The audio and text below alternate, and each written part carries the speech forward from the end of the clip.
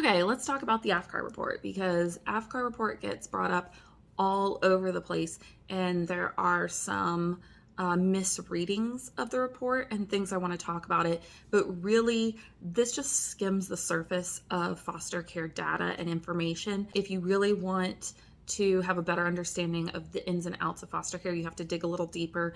Not to mention, take it with a grain of salt, I guess. I'd say I don't know how accurate it truly is when it's looking at foster care because state to state reporting is different, and some states don't submit all of their reporting. They don't report the same.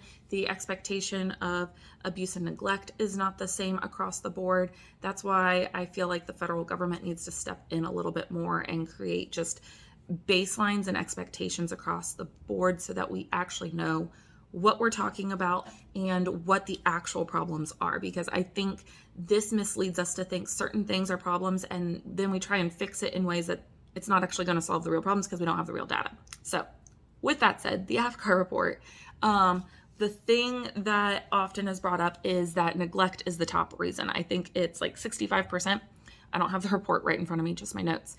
But there's a little note at the bottom of the list of reasons why kids are removed, and it's that each reason is not exclusive, meaning a kid can enter care and have more than one reason why they're being removed. Neglect could be on there, but so could physical abuse, so could SA, so could medical neglect. There's a lot of different kinds of categories, and even different reports categorize things differently. If you take the percentages for the AFCAR report and you add them all up, you're going to get 156%. That is going to mislead us in that neglect is exclusively the reason kids are being removed, where it's one of the reasons. And then the other thing to keep in mind is if kids enter care, they list the reasons, and then like in a couple weeks they find additional things that the parents are struggling with and needs resourcing around, they're not going to go back and fix that information. So there could be things that are not being represented in the AFCAR report that are issues plaguing our system that we are not looking at and identifying and actually coming up with solutions that work. So AFCAR is great to just start getting into the reasons, but it's really not the end all be all to data in foster care.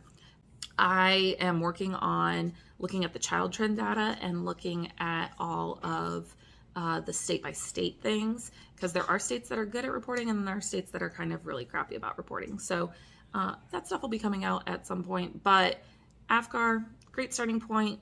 Don't stop there. Look at all of the data.